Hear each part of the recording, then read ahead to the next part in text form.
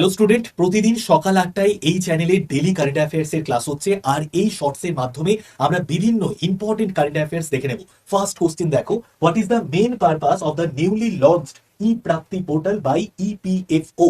তো দেখো, ইপিএফও থেকে ই প্রাপ্তি পোর্টালকে লঞ্চ করা হয়েছে এবং এই ই প্রাপ্তি পোর্টালের মূল উদ্দেশ্য কি? মূল উদ্দেশ্য হচ্ছে যেগুলো নিষ্ক্রিয় পিএফ অ্যাকাউন্ট আছে সেই নিষ্ক্রিয় পিএফ অ্যাকাউন্টগুলোকে ট্র্যাক করে সক্রিয় করে তোলা। অপশন বি হবে আমাদের রাইট অ্যান্সার।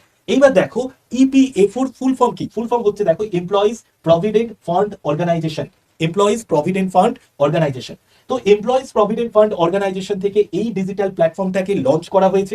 এটার মূল উদ্দেশ্য হচ্ছে সুরক্ষিতভাবে আধার ভিত্তিক প্রামাণিকরণের মাধ্যমে পুরনো এবং নিষ্ক্রিয় যে পিএফ অ্যাকাউন্টগুলো আছে সেইগুলোকে খুঁজে বের করা এবং সক্রিয় করা। এবং তার ফলে কি হবে, কর্মীরা সহজেই তাদের পুরনো অ্যাকাউন্টের যে ফান্ড সেটা দেখতে পাবে এবং সেটাকে বর্তমান ইউএন এর সঙ্গে কিন্তু যুক্ত করতে পারবে। তার জন্যই কিন্তু এমপ্লয়িজ প্রভিডেন্ট ফান্ড অর্গানাইজেশন থেকে এই ই প্রাপ্তি পোর্টালটাকে লঞ্চ করা হয়েছে। নেক্সট কোশ্চেনে চলে আসি। যারা যারা শর্টসটা দেখছো প্রত্যেকে একটা করে লাইক করে দিও। দেখো, in which state were the, দেখো গৌতম বুদ্ধের পবিত্র পিঁপড়া হওয়া ধ্বংসাবশেষ সেটা মূলত কোন রাজ্যে আবিষ্কৃত হয়েছে? তো গৌতম বুদ্ধের ব্যবহৃত পবিত্র পিঁপড়া হওয়া যে ধ্বংসাবশেষ সেটা আমরা কোন রাজ্যে দেখতে পাই? উত্তরপ্রদেশ রাজ্যে দেখতে পাই। উত্তরপ্রদেশের ক্যাপিটালের নাম কি?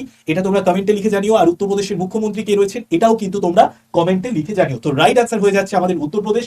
উত্তরপ্রদেশে যে গৌতম বুদ্ধের পিঁপড়া হওয়া ধ্বংসাবশেষ এটা কত সালে খুঁজে পাওয়া গেছে?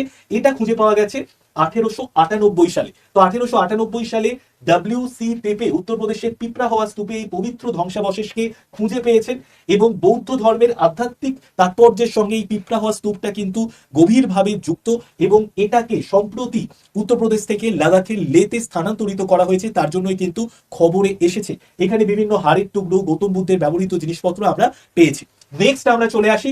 নেক্সট দেখো, মেঘালয়তে আমরা দুটো খুব গুরুত্বপূর্ণ বলতে পারো যে জোনাকি আবিষ্কার করেছি, ফায়ার ফ্লাইজকে আবিষ্কার করেছি, যার নাম তোমরা দেখতে পাচ্ছ ডিয়াফানেস মেঘালয়ানাস আর ডিয়াফানেস মেঘালয়ানাস। ঠিক আছে, এই যে দুটো আমরা জোনাকিকে আবিষ্কার করেছি, বিজ্ঞানীরা আবিষ্কার করেছে।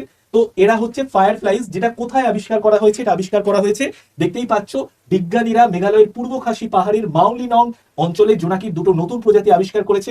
মেঘালয় রাজ্যে জোনাকি প্রজাতির প্রথম আনুষ্ঠানিকভাবে আমরা একটা প্রামাণ্য নথি দেখতে পেয়েছি। এবং এরা কোথায় থাকতে ভালোবাসে? যেখানে মানুষের হস্তক্ষেপ নেই, অন্ধকার আর্দ্র পরিবেশে এই সমস্ত জোনাকিরা, ফায়ার ফ্লাইজরা কিন্তু বেঁচে থাকতে ভালোবাসে। প্রতিদিন সকাল 8টায় ক্লাস হচ্ছে, দেখতে কেউ মিস করো না।